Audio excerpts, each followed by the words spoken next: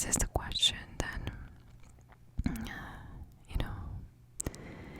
this was something that meteorologist here, Edward Norton Lawrence, had, and the prompted the discovery of the so-called butterfly effect.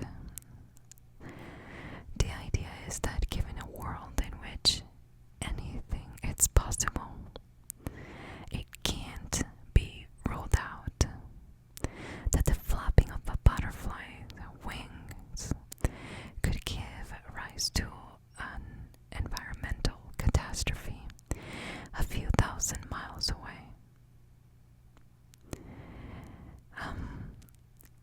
This meteorologist had the entire global weather system in mind as he thought about this theory, and in such a global context, tiny random actions can have huge consequences. But does the butterfly effect apply to other systems as well? That is a very good question. And I guess I wanted to explain this because the question is, can the butterfly effect have impacted the course of history?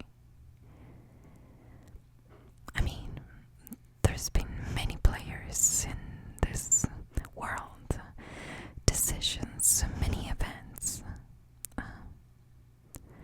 So, could their decisions at the time, if they were different, could have changed how history happened? Or what history is to us anyways? Well, one of the more prominent examples in this theory is what Hitler was to this world, and how his life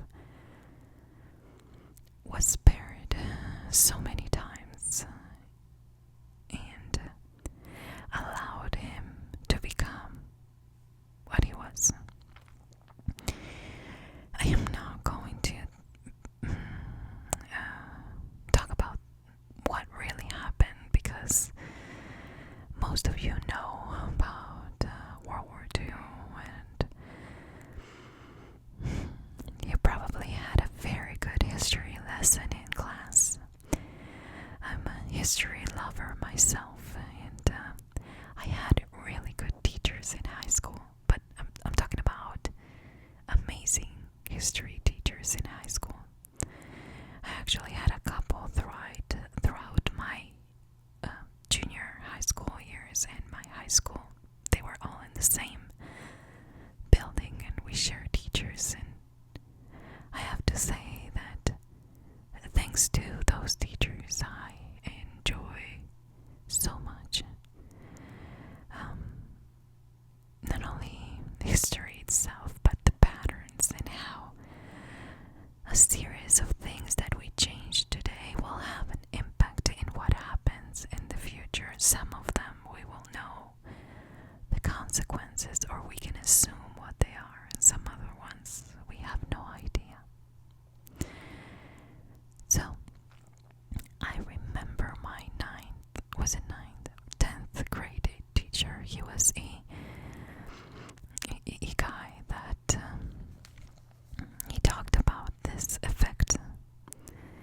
He talked about the decisions and the consequences, and he was a pretty cool guy. He was a younger teacher, and he also was kind of a hippie looking guy. Maybe he was in his, I don't know, late 30s, and he was single and he traveled the world, and he would come back to us with, his knowledge of history and the combination of the places that he visited, that he knew the history of, and how, the community, the people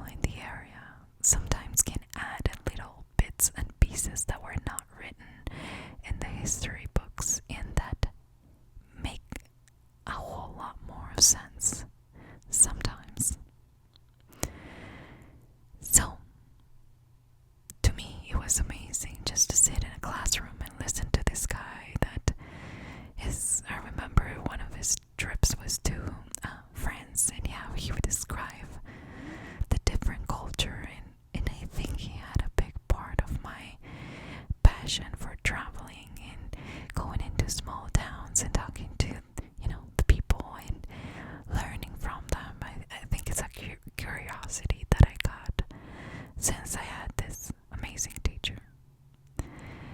But I remember after that trip to France that he took over the summer for us, that he learned about so many decisions that kind of preface history. Now we all know that the decisions that we make have consequences, and we try, at least I try, to be smart about it, to think of all the possible scenarios of that decision. How is this going to affect me? How is this going to affect my kids, my family, my community, my country? And sometimes that can be something that stops us from making a decision, or sometimes that can be something that pushes us to use our brains instead of just reacting to things. Some people believe it's fate, that no matter the decision that it's made, life it's going to happen how it's supposed to happen, and really we have little control. But I have to confess that every time I'm running late for something, I hate to be late. I'm never late. But if that day I am running late for something, I remember one day not finding my keys. They were in my pocket, by the way. I looked for the keys all over the house. I had to be in a meeting at a certain time, and that certain time I was still home looking for the keys. I called in and I reported myself late. And but I remember getting in the highway and seeing this horrible accident where a couple people lost their lives because of a driver that lost control and moved to the incoming traffic lane, and it was horrible. I remember the highway was closed for hours that day, and I remember thinking about the butterfly effect. I remember thinking about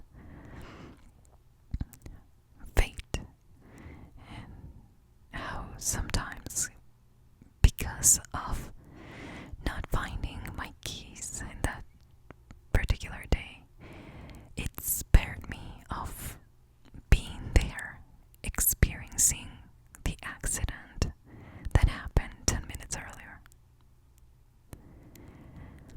I'm not saying that would have been involved, which, by the way, I cannot be certain that I wouldn't have been involved in that accident, but you get what I mean. I didn't have to see it, and I remember driving by those cars that were totaled and seeing sheets on the floor and crying like a little girl the rest of the way, because one day we're here and the next we're not. 1 minute we're here and the next one we're not. But let's go back in history and talk about something that we all know about, but maybe not the whole story. And this is how empathy led to 60 million deaths, and how this is part of the theory of the butterfly effect.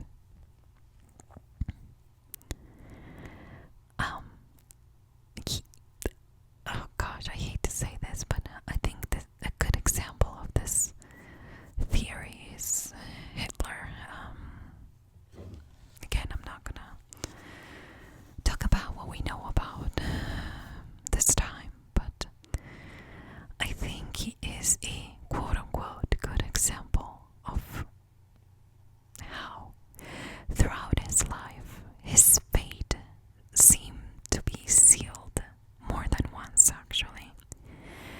Again, against all odds, if fate couldn't reshuffle the cards to save his life. Let me tell you how, because I think a couple of them are very well known, but not all of them. And how sometimes life tends to play funny jokes on her in our lives. On January of 1894, before Hitler turned 5 years old, he was a little boy. He was playing on the side of the banks of the Inn River, and he fell into the water. He didn't know how to swim and was drowning, so against all odds, there is this other boy playing by him. His name is Johann or Joan, I'm not sure, but this boy is 6 months younger than Hitler. So, this younger boy that probably did not know how to swim decided to help Hitler, and he managed to pull him out of the water before he could be swept away by the current. It happened in a matter of minutes. It happened in an area where there were no grown-ups by them. And the one that rescued Hitler was younger than him. What are the odds? It really that kind of set something like, in those very motivational movies, you think, well, he didn't die because he was meant to be this person or this other person, but what happened when they grow up to be somebody that is responsible for 60 million deaths and horrendous acts that really, I think that this guy became quote unquote the villain of all times. So it's a little harder for me to wrap my head around the idea that against all the odds that he survived. And not only that, but then on 1918, during a battle, Hitler was already grown up, and he was in this particular battle. And Henry Tandy is holding out against the Germans. The British were winning, and so Henry was on the winning side. But this scene is described as a horrible scene, like people dying left, right, and even though they were from the other team, it still was a horrible sight for anybody. And you could see smoke and kind of see people dead all over the place. Now when the smoke kind of settled, all of a sudden the British soldier, Tandy, he sees a German soldier, a young guy. He was standing directly in his line of fire. The young soldier looked at the British soldier, Tandy. He looked at him in the eyes, and Tandy could see that this boy was tired, that he was wounded, and almost like he was ready to die. Like he knew that he had no chance against Tandy.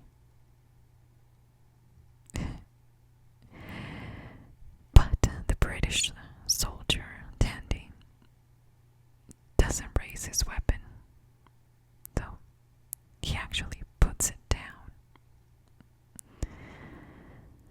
And this particular event, it's described as devastating, or with devastating consequences. He lowered his gun. The German nodded his head, thanking him, and he disappears into the smoke again. Now we come to find out years later, and this guy Tandy, he found out. I'll tell you at the end how. So this is not like, okay, now in 2018 or 19 we found out that that little German insignificant guy who was ready to die was Hitler. No.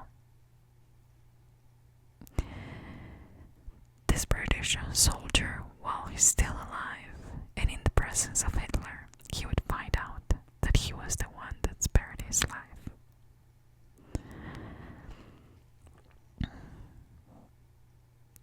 So, if he actually pulled the trigger, Hitler would have never returned home or become the leader of the National Socialist Party, and he'd never been. Maybe he would have never have unleashed the Second World War that claimed those 60 million lives. So devastating consequences for sparing alive. Devastating consequences for the feeling of empathy. The compassion of a good man with a huge heart had consequences that changed the world forever. But just so you know, it seems like it keeps repeating itself. It was almost like I want to believe that there was like two forces in this world, that one of them wanted to take him down and the other force wanted to keep him here, because it seems like a lifelong battle. Because then and again, on November 8th of 1939, 2 months after World War II broke out, Hitler was delivering a speech at this place in Germany. It was something beer hall. I can't remember, but I think I didn't write it down because I don't know how to pronounce that word or how they do it anyway. But the city was under a thick fog that day, and he was supposed to give a speech for a certain time, for a certain amount of time, but because of the airport closing down because of the fog, Hitler was forced to take the night train. But they were not going to rearrange the time of the train, so Hitler had to finish his speech 30 minutes earlier so he could catch the train and go to Berlin. Soon after he left the place where he was giving his speech, the place exploded, collapsing the ceiling that killed 8 people and left 60 others wounded. But not Hitler. He was well on his way to Berlin when that happened.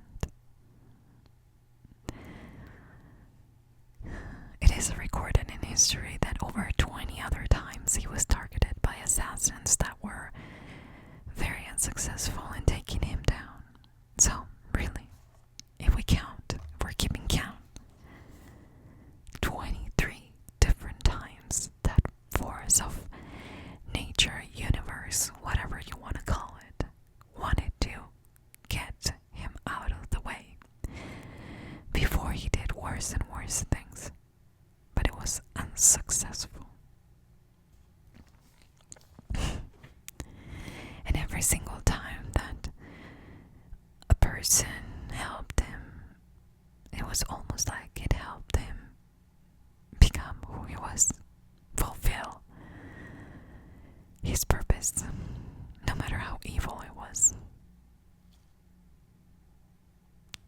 So it seems that in addition to other factors at work, of course, it seems like the whims of nature and a series of unfortunate events enable his rise to power. That is a little hard for me to chew, but nonetheless, I think very true. Later on in 1938, this is the kicker of the story, okay? A painting of a post-battle scene from the First World War was being shown by Hitler to this British soldiers where, and guess who was there too among the British soldiers? Yep, Henry Tandy, the most decorated soldier in the conflict, the one that took pity on that German boy and forgave his life. Now Hitler never forgot about what he did, and in that particular event, he pointed to Tandy and said, quote, that man came so near to killing me that I should never see Germany again. Providence saved me.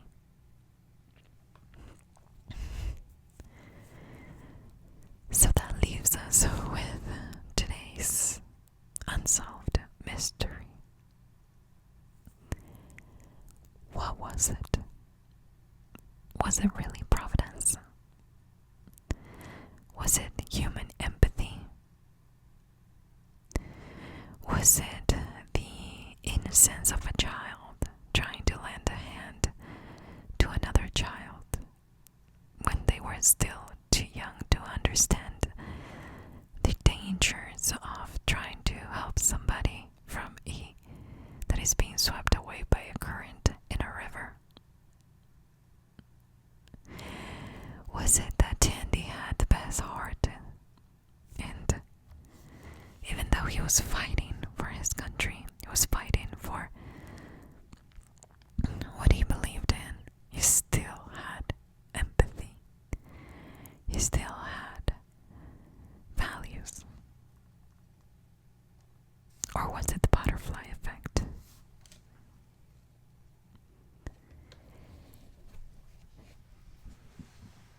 This is one of those things that I believe that I would never find out in this life.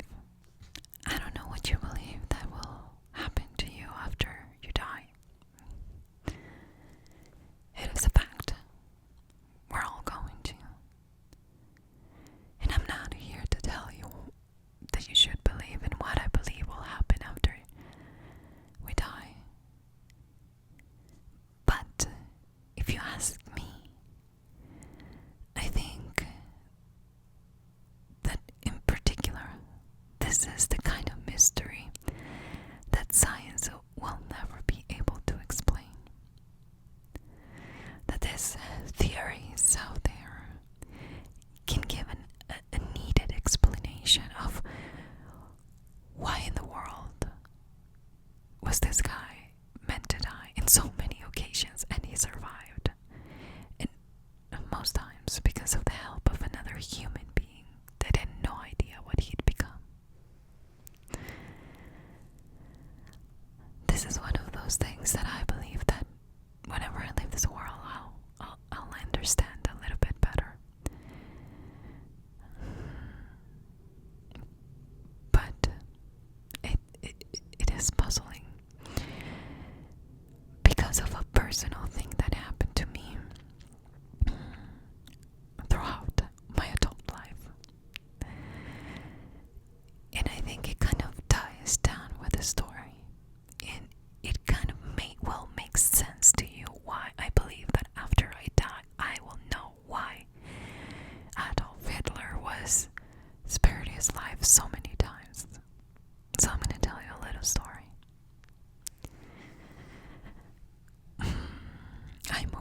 the States when I was 18 years old. I would turn 18 years old in November of the year 2000.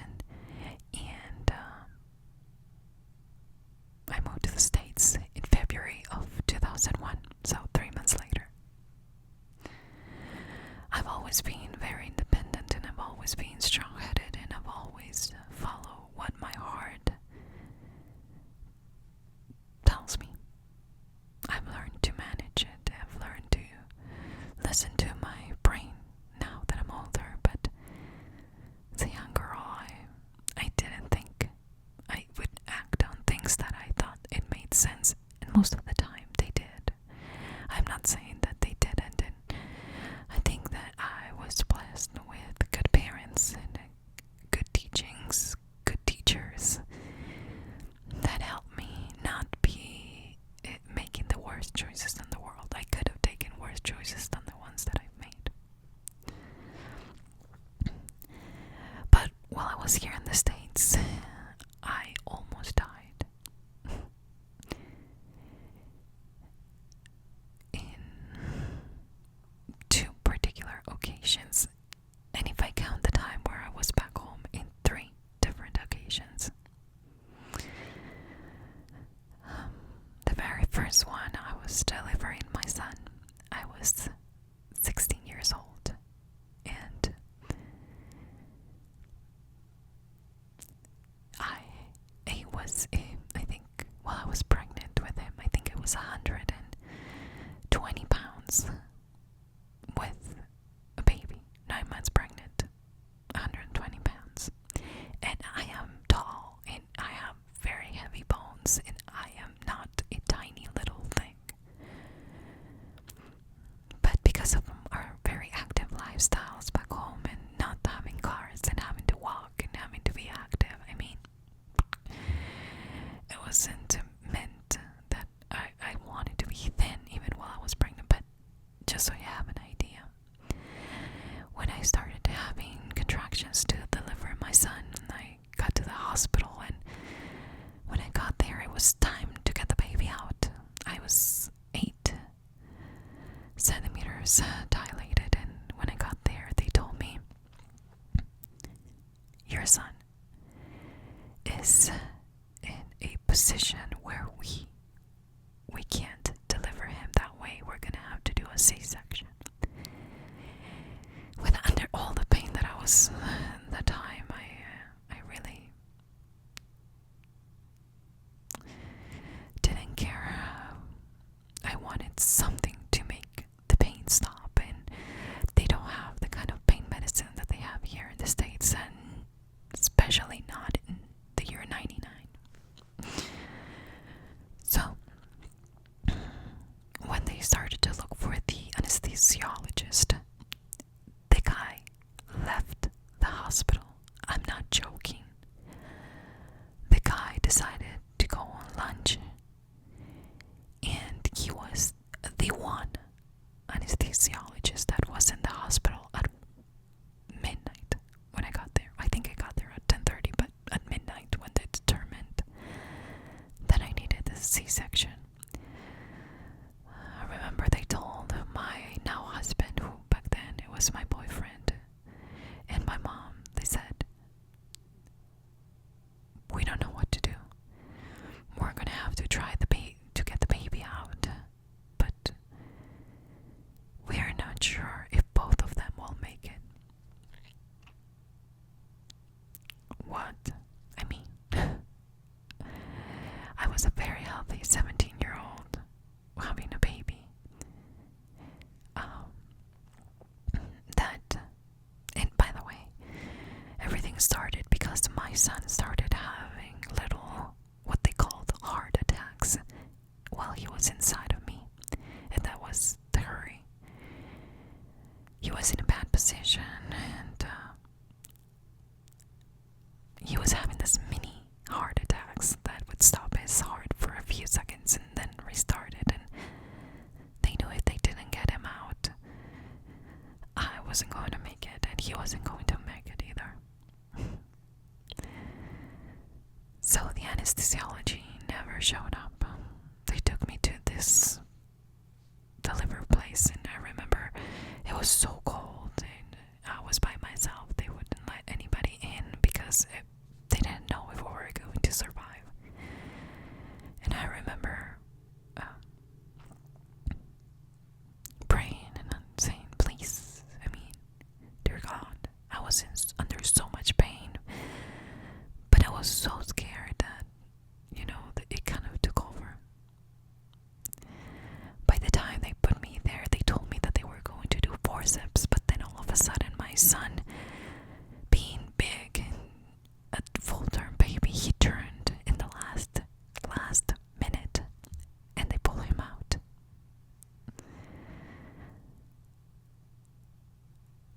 was one of those things that we all always call a miracle. He was our miracle baby. He was born within 15 minutes of pushing, and he had no cord around his neck, and he was in the position to be born. He turned while I was in the delivery/surgery room. I met the anesthesiologist after my son was born, and I remember seeing him with a big cup of something that he bought and coming back from lunch like, what's the big deal? Nobody died. But I thought that life was kind of playing a joke on me, and it happened 2 other times. And I'll do a video in detail about what happened those 2 other times. But very similar things. Things that you left wondering, how can this girl almost die in 3 different occasions? And how did all of this happen and turn around and she survived? The last time I almost died was in November 2017, a few months before starting my other ASMR channel. I think that each and every one of those experiences made me the person that I am today. And I'm not saying that I'm the best person. I am saying that what I believe, the conscious effort I put every single day into the little things in my life, the goals of living a simpler life away from the city, my plans of never leaving things for later when I can get them done today because I may have no tomorrow. They all come from those experiences. So certainly, I believe that we are all here to fulfill our destinies. 'Cause I hate the idea of the war. I hate it. But I also have to admit that I was born in a country of immigrants. A very tiny country with 3 million people and smaller than the state of Utah. In between 2 giant countries like Argentina and Brazil. But oh my gosh, I had the best friends. I had the best grandpas. I remember getting out of my house to go to the corner store to buy something for lunch and seeing all the grandpas in the neighborhood. One was from Russia. The other one was from Spain. The other one was from Italy. And they all had different languages, yet they learned Spanish. Or they learned, the ones that didn't know Spanish, to learn how to speak Spanish so they could have something in common in this new land that they moved to, getting away from the war. So while I was a kid, I was immersed in so many different cultures and so many different stories of lands that I've never went or haven't gone yet. But I know their stories from the people that happened to live there at the time. I think that because of that horrible war that should have never happened, the country where I was born with it.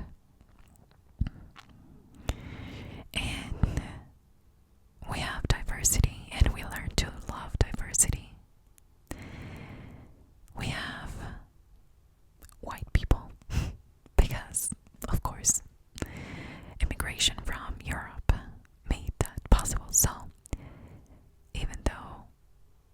my husband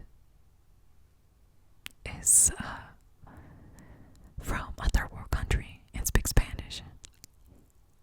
He was blonde with green hazel-y eyes because of his grandparents and great-grandparents moving from Spain. Actually, on both sides. I know that I'm a mix of things because on my mom's side of the family, they found the courage to leave Portugal because of other things related to the war.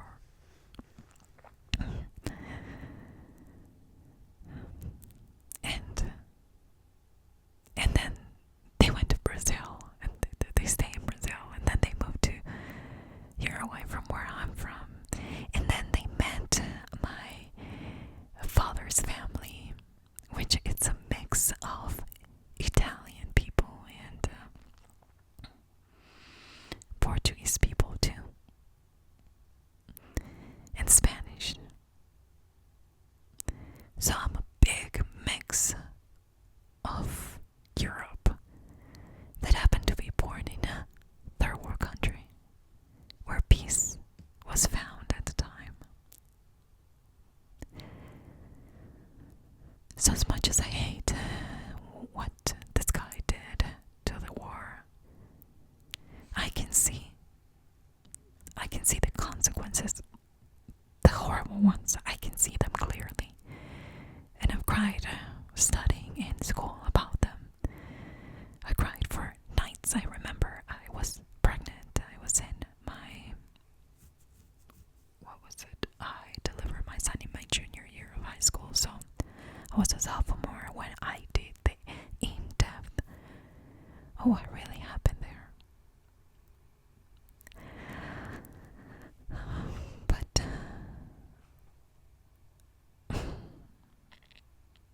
it is easy to see the consequences of that horrible war. And it's easy to look back and see how this guy's life was spared so many times.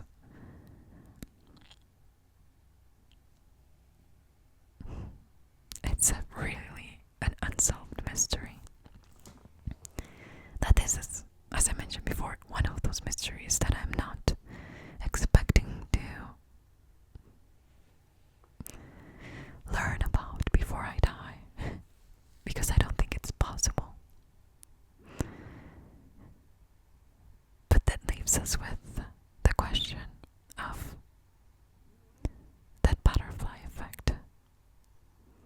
And just to close this video, I want to tell you that yes, the butterfly effect, yes, destiny, fate, whatever you want to call it, but we're also responsible for every single decision that we make for ourselves, for our families, for our friends, in regards of our community and our country. So they are important and shouldn't be left for somebody else to make that decision for us. We have to be responsible for what we want out of our lives and how we want to be of service for other people and the kind of footprint that we want to leave in this earth. So yes, there could be a butterfly effect that is meant to be, that will seal fate. But be mindful of the decision, the tiny decisions that you make every morning when you get up. To dress up, to take a shower, to go to work, to stay home and work from home. Make a conscious decision of kissing your kids goodbye when they go to school, or to say I love you when you really love somebody. And make small changes that will create a brighter future for you and for those of you and those people that you love. So again, maybe we will have to trust the butterfly effect, but we also need to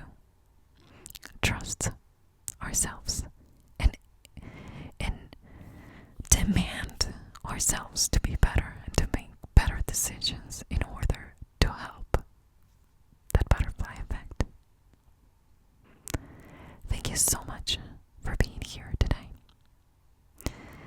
I am not sure if I will continue to do this kind of voiceover for this week as well. I will be traveling. I am pre-recording this. I am traveling this weekend, and I'm not sure when I'm coming back, so I might have to continue this for the rest of the week and then come back in front of the camera next week. I'm still battling my asthma. I'm still having to take a bunch of medicine so I can breathe. So whenever I have a good long period of time where I'm feeling good, it's usually